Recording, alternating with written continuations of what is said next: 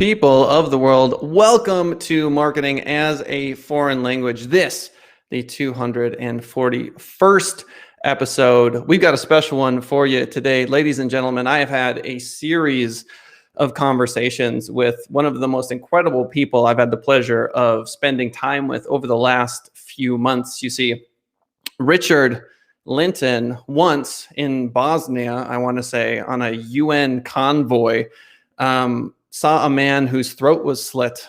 He walked into a room with a woman whose husband was shot. He filmed some of this, and it's now in a museum somewhere. He has globally affected consciousness. Once in junior high, I want to say, there was this bully named Steve that was messing with him, and he with his friends coordinated an attack specifically in art class so that he could punch this kid.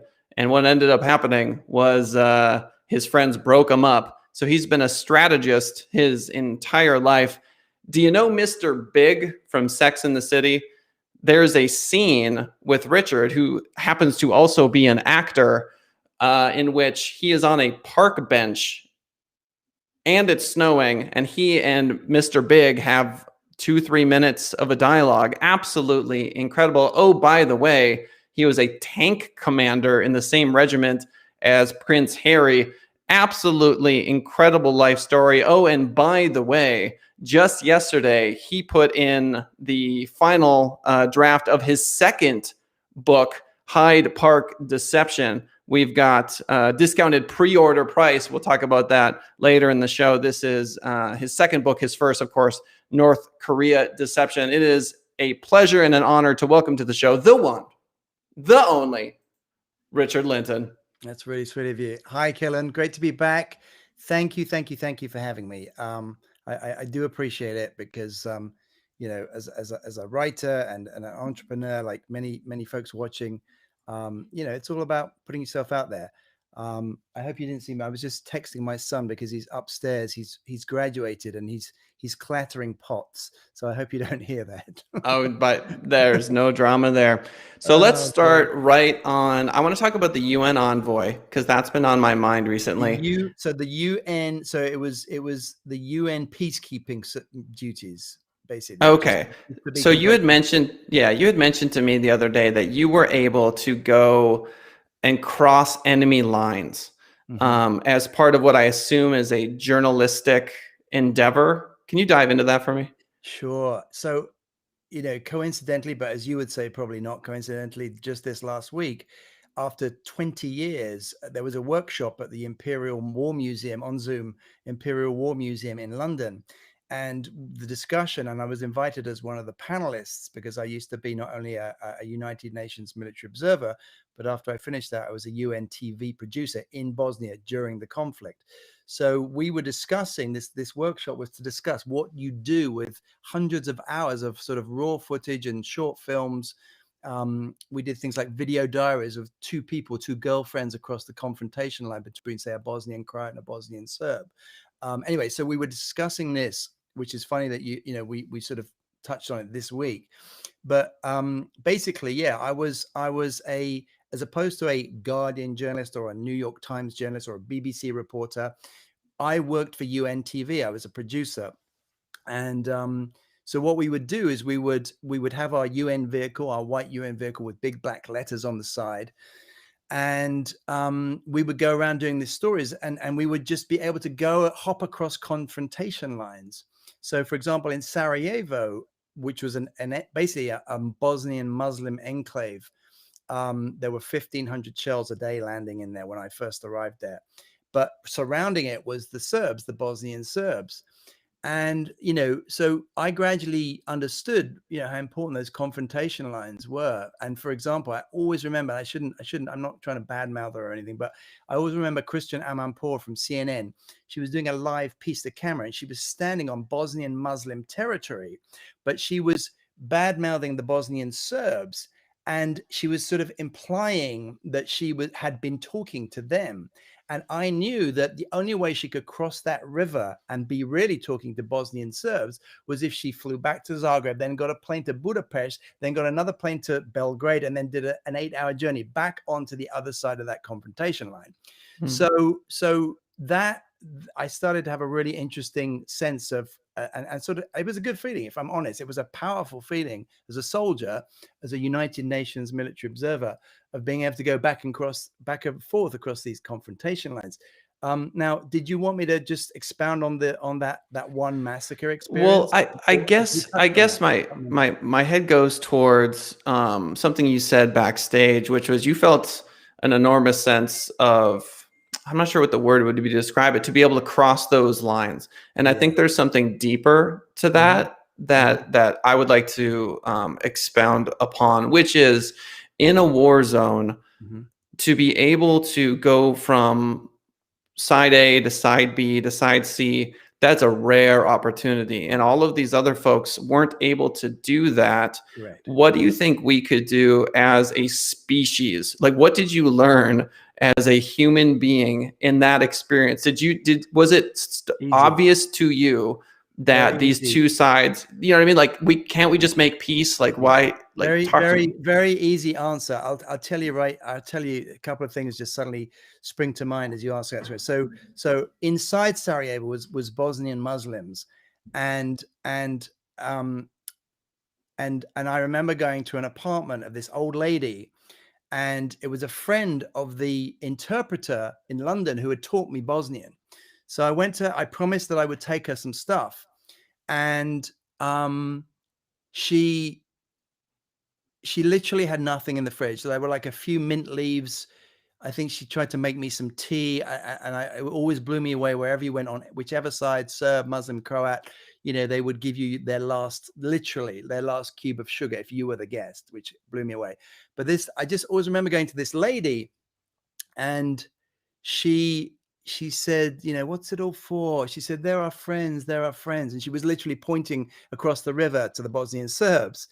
And you ask, what did I learn? I learned, that we're all just the same. And it's the BS is up top, the politicians, the ego maniac, mainly males, I have to say. I mean, that's another fascinating thing I've learned over the years. It seems to be the guys who cause all the problems with the egos, etc. So unfortunately, we have lost Richard temporarily. He's going to pop back on, but I do want to mention as he gets here. No, you're good, Richard. You just came off for a little bit. I did want to make a point, which is my daughter Annika, who words cannot express how much I love this kid. My kids are my best friends. How old is she? She's 7. Okay, great. And I think of a world in which she is able to take whatever leadership position she wants to. There's no reason why she shouldn't be able to do that. And as a man, I feel like my voice in saying that is an important one, because, there are few women world leaders. I mean, what is it, 1%, 2%? Maybe it's changing, and rather dramatically and quickly. But to your point, I see that sort of ego on the basketball court because I play basketball a lot, and I'm subject to it too. Like I'll be like guarding someone, and they'll elbow me in the nose, and my chi rises, and I get upset just like the next guy. So let's get back to you. Where did I get cut off? So you were just mentioning how it tends to be men, that cause these issues. Yeah, and just to going back to what I learned, I would say is, there's literally people.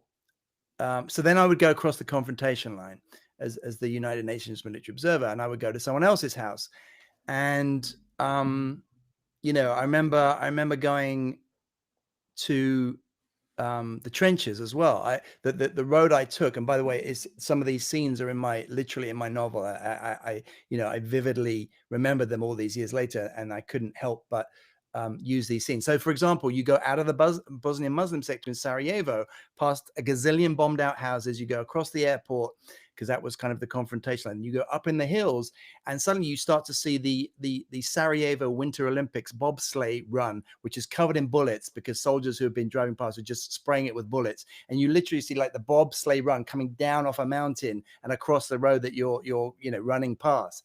And just that image alone just always blew me away, because you have to understand that Sarajevo Winter Olympics 1984 was utopia. It was Bosnian Muslims, it was Serbs, Croats, Muslims all together, one big happy family. It was a fantastic Olympic Games. So to see that bobsleigh run in shatters, in shreds, was just, it was heartbreaking. And then, just going back to the point about back and forth. So then I'm at this trench, and it's literally like a World War I style trench. It's got like a log cabin. The trench runs through the log cabin. There are pots and pans inside for the soldiers who are on guard. And I'm thinking, oh my God, this is crazy. I wonder where the Serbs are. So I wonder where the Muslims are, because this was a Serb site. And so there was one guy there. I remember one time I went, and there was one guy there, and he had his ammo strapped across his chest, and he had his AK-47. I'm thinking, well, where is everyone else? I said, where are they all? He said, oh, they went home for a rest. So the idea that these soldiers, it was so kind of, not low key is the wrong word, but it was so provincial the way they fought this war. So then he said, hey, Richard, you want to see the Muslims? He said, we talked to them. I said, well, how far are they? And he said, they're just 50 meters over there. Come and have a look. So he literally points to a trench about 50 meters away. And he says, yeah, we chat, my cousin's down there. It was just crazy.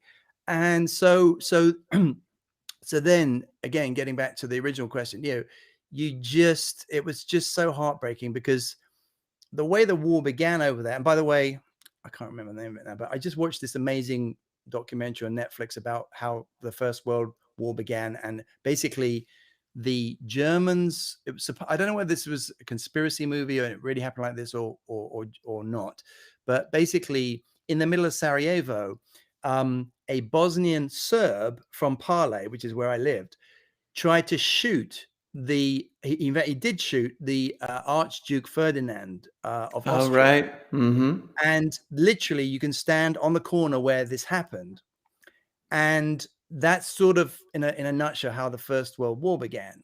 And then when you watch this movie that I just saw, it basically said, it was implying that the Germans or the Austrians or the Austro-Hungarian Empire conspired to shoot Archduke Ferdinand because he wasn't in favor of some big railroad venture, big business venture. I mean, I haven't had time to look into the real facts, but again, it's coming back to that idea of just big business, big interests, crazy people at the top, just all about conspiring against the little man. And then the little man, ends up. Yeah. I mean, I'll put it to you this way.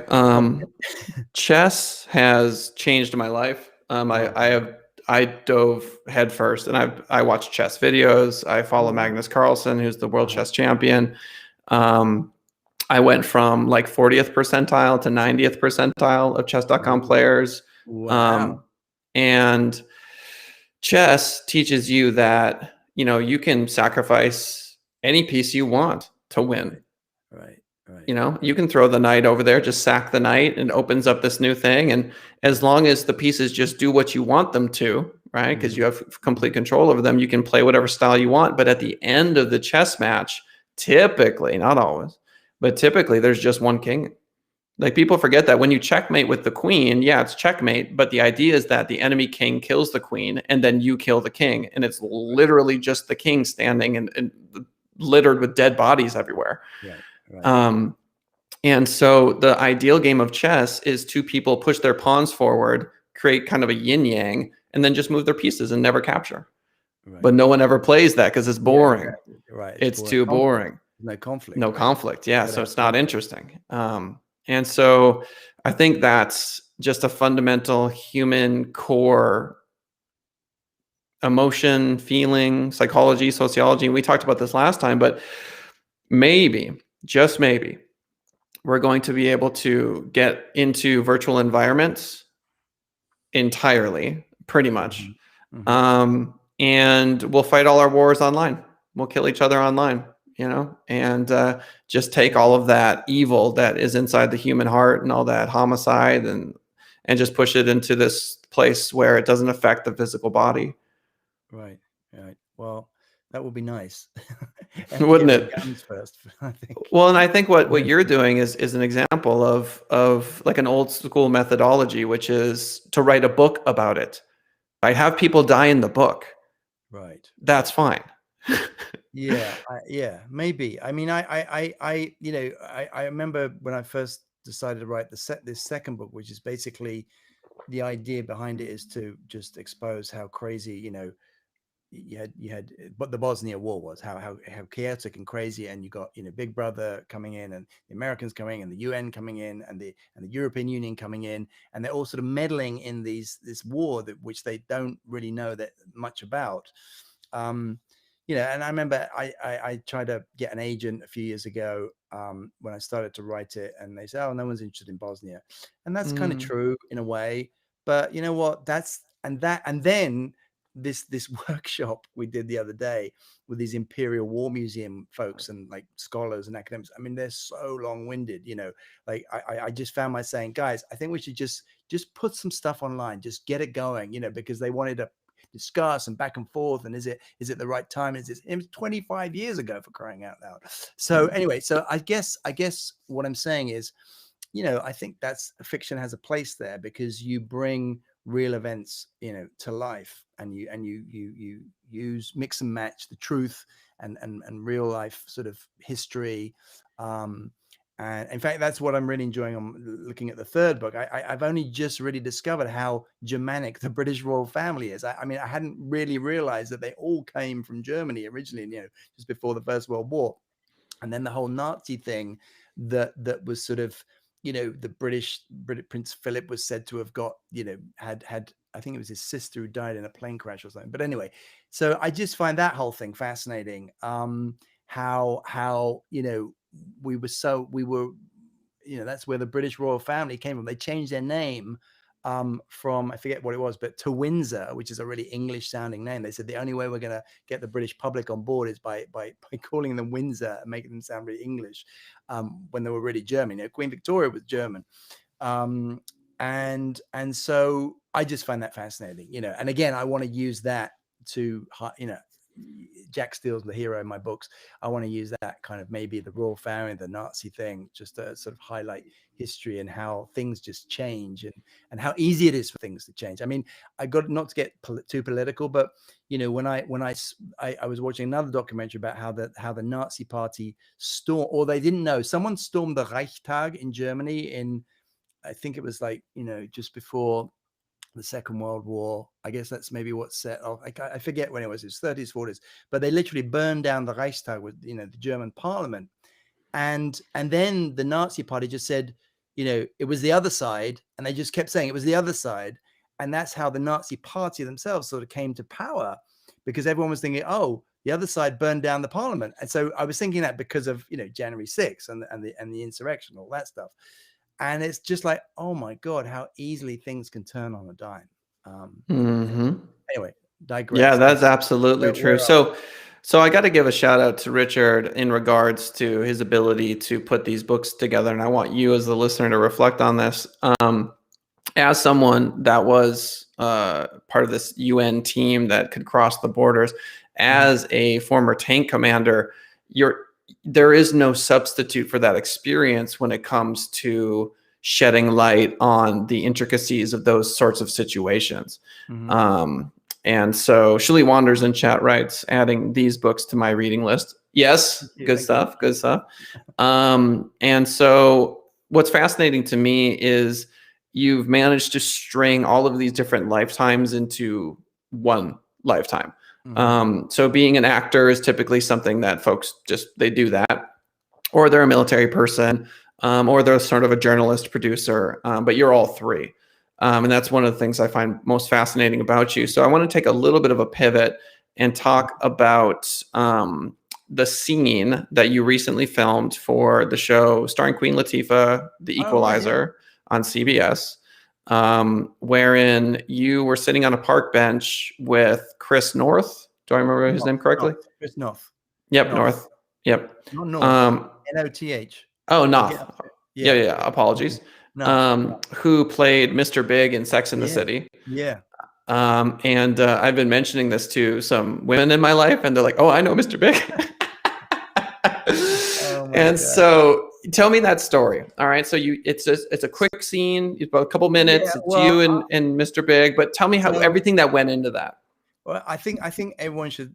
Okay, so what specifically why it's so interesting in a way is because when I arrived in this country 20 years ago, I walked into a bar and I saw my wife who had like permed hair that day, and my first line to her was, I didn't know her from Adam. I just went up to her in a bar on Market Street in Philadelphia. I live in Philadelphia, and I said to her, "You look like that girl from Sex and the City," and she said, "That's my favorite show." And I, like I always say, 20 years and 2 boys later, here we are.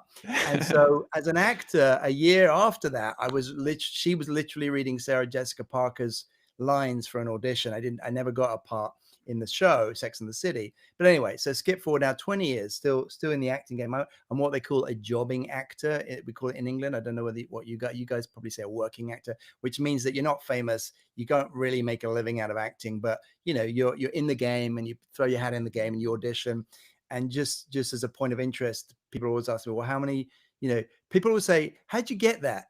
And I want to say, well, I've been driving up and down to New York, a 2-hour trip for a 2-minute audition for 20 years. That's how I got that. But that sounds a bit kind of snarky. But basically, you keep auditioning, right? And so pandemic has been interesting because suddenly, no auditions, no casting directors in the casting director's office. So now you get this thing called a self-tape, which is where they send you a scene and you put yourself on tape. And I've got my acting studio down the road where I go, and my acting coach will, because I still do classes, he'll be the reader.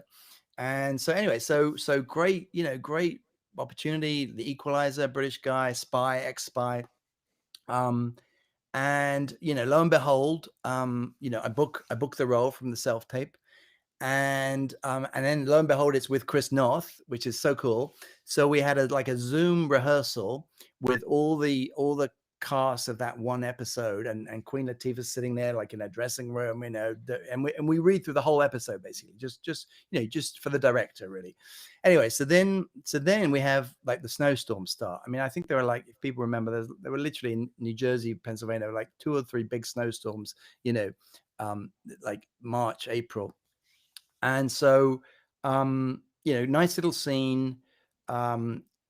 And I had to go and have a COVID test just in order to go back the next day and have a costume fitting. It was that crazy because their base was in Meadowlands, just outside New York City. So you drive up there, COVID test, back. Yep, COVID test. Okay, back the next day for the costume fitting, back home. And then on the Friday, because they took the day off, they took the weekend off, I had to go on the Friday for the Monday shoot. So went on the Friday, and then the snowstorm came in. And they forecast that. They said, sorry, we're going to have to postpone. And then, so this would happen, I think, twice more. I had like 6 COVID tests in the end before I literally got to the set of The Equalizer. So finally, we were able to shoot, and I go up to New Jersey. And even though it's in a scene, the scene is in Washington, D.C., on a park bench. We shot it on a park bench in Hoboken, New Jersey, because with a green screen behind, because they had that's where they shoot in New York. Anyway, so I get to the set, I'm in my cap looking very English, and it's just, me, Chris North, and the director. You always have a rehearsal, then you go back and get your makeup and costume, and then you come back again, sort of thing. But anyway, so it starts to snow. And the whole point was that we postponed this shoot twice because of the snowstorms. So it wasn't too bad. It was a little bit of snow, but by the time I've gone back, got changed into wardrobe, and then had makeup and came back again, it's like an hour and a half later, and now it's really coming down. And I'm sitting there with a newspaper, and the first line Chris North says is, "I didn't know people still read newspapers." And And so my newspaper's getting wet. I'm supposed to be smoking as a cigar, because at the end he says, those things could kill you.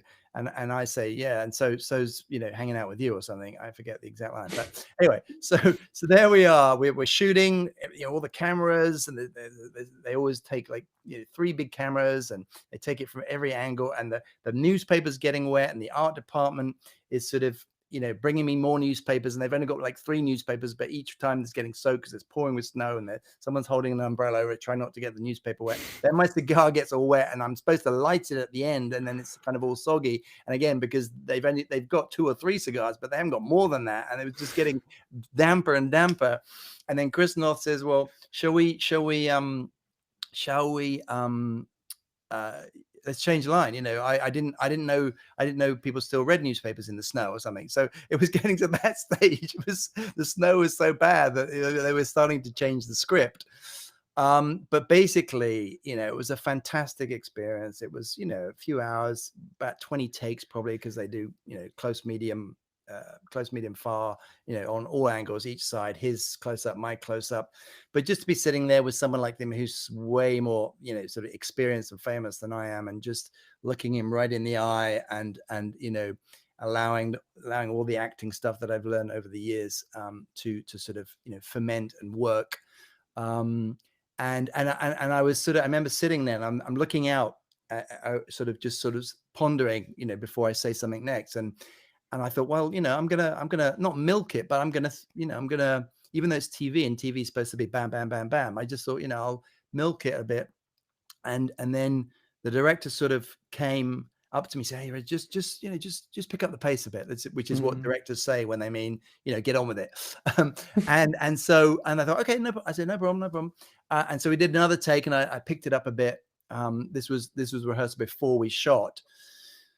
And then I saw Chris North walk over to the director after he said, and he said something, and I knew it was about me, because he was like very, he's like whispering to him, and he was being polite, not to let the actor hear that he was, not to let me hear that he was saying. And what he said was, it's okay, it was fine, the way, that was good, what he was doing. So the director then came back to me and said, oh no, just do what you were doing before. So who's really directing? Right. Well, it was interesting. It was just, just one of those little, actors perhaps appreciate it more than other people, but the minutiae that goes into those scenes that we all watch. And we, one of the reasons I became an actor is because I just love watching TV, and I love movies, and just the minutiae of what goes into those scenes is just extraordinary. And I've been doing this 20 years, and it just when I'm on a film set, it just never fails to amaze me, the amount of detail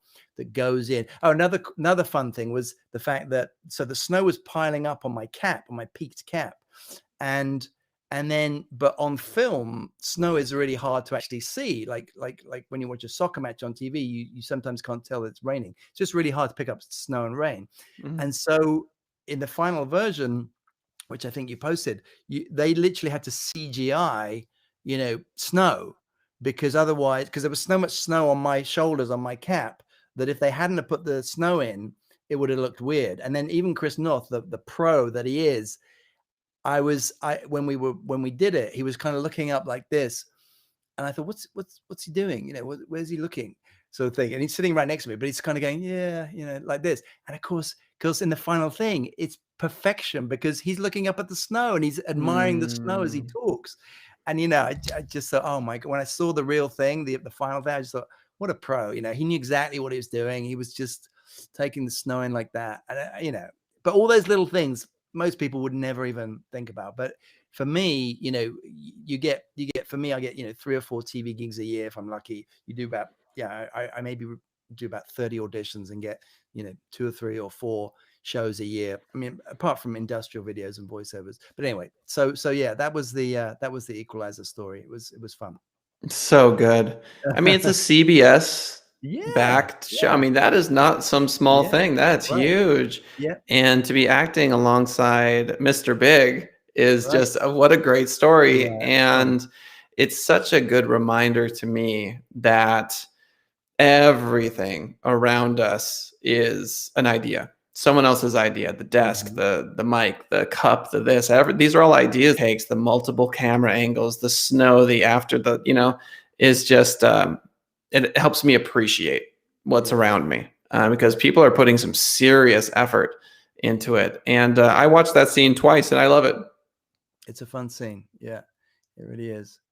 And hopefully they'll, I'll be the British fan. They invite me back again. That's what I'm praying for. Like what they call a recurring. Oh yeah, let's He get could you easily back on the come back. show. He could come back and ask the British guy again. Maybe I don't know. That's my that's my little dream. Well, my wish too is for them to make you a legit part of that show, and that the show be a success. And it's doing well. It is doing well. I mean, and it's funny because a lot of people I've spoken to, who I wouldn't think even watch that much TV. Certainly not, The Equalizer. They're really loving it. So I'm just pleased for them because when you see how much work goes in. I mean, they literally had to shut the production down for 1 week because they thought someone had COVID. And like, can you imagine like the pressure and the money and literally just shut down the show for a week shooting? I mean, and that's why if people have watched it, they'll notice that there was some gaps between episodes 1 and 2 and 3 and 4 because and then of course the person didn't have COVID after all. They waited the 2 days or whatever. But anyway, it's just mind-boggling, and that's why they call it showbiz, because it really is, a business. And as an actor, you're just one tiny little cog in the show kind of thing, in the machinery. The skill set though, because if you're a director, you need to know that this person is going to show up, that they are going to not be strung out on some sort of drug and non-functional that day, Yeah. because a lot of people struggle with those sort of things. They're going to be a pro, they're going to have their lines this, that, and the other way. So incredible, and you've paid your dues, and so what a cool feather in your cap. Yeah, it helps. All helps. Yeah, very cool. Want to make sure you get a chance to promote your new book, Hyde Park Deception. I Ooh. want to let everyone know that there is a discounted pre-order price. We're looking at September 1st for the release of the book. Where can they get the $2.99 Yeah. pre-order? So it's only on Amazon at the moment, $2.99. Normally Kindles are $4.99 and then the paperback's $16.99. But yeah, until we release, I decided that I didn't decide. I mean, this is what people do, but so it's only $2.99 on Amazon.com. On your Kindle. If you pre-order it now, that means you won't have to pay. You don't pay the full, and then you get it on September 1st. When we release it, basically. And it's Hyde Park Deception, and it's book 2 in the Deception series. And basically, book 1 was about, for those of you who haven't seen me before, book 1 is about a journalist who goes to the Russian Far East, to Vladivostok, in search of 2 UN inspectors, and becomes embroiled in a top secret conspiracy, Western conspiracy, to blow up a North Korean nuclear reactor. That was book 1. And then Jack Steele, now we go back 8 years, and based on some of the things we've been talking about, he's on Queen's Lifeguard, which is Trooping the Colour. If people have seen that, been to London, the breastplates and the horses. So he's literally a household cavalry captain, and he's going off to Queen's Lifeguard, and then he suddenly sees his estranged brother, who is a journalist, and he thought his brother was in Bosnia, but his brother is standing right next to the daughter of the Bosnian Serb leader, Radovan. His real name is Radovan Karadzic, but in my book, he's Kosta Radovanovic. And so he's like, what the F was my brother doing standing in Hyde Park with that girl? Anyway, so something terrible happens to his brother later that day, and then Jack Steele, the hero, is swept off to Bosnia to infiltrate the Bosnian Serb stronghold of Pale, and find the Sarajevo Protocol, which if they don't find it, it may lead to the war in Bosnia going global. And there are a lot of books about the Vietnam War, World War II, World War I. We don't hear much about Bosnia. Right. At least I don't. Right. And I would disagree with that editor who said, nobody cares about that, because these things have echoes, right? 20, 25, 30-year echoes. And I hope and pray that you're bringing this to the fore, gets people to remember that. And there's just no better avatar for that experience than you, having had that ability to cross the lines, having literally your film be in a museum at this point. And then it's so interesting, all the through lines of your life, because not all of, but many of the roles you played. Jack Ryan, you were featured, you had a I was role in in Jack Ryan. Yeah. Yeah, The Equalizer.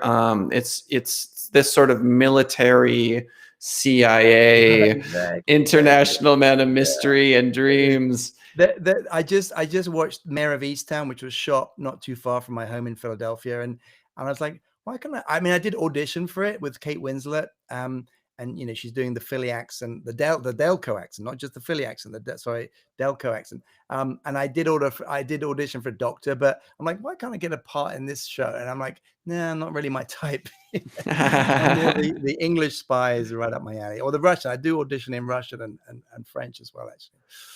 Yeah. So Shilly Wanders writes in chat, Bosnia is an extremely unique country. I think it's an extremely underrated Oh, area.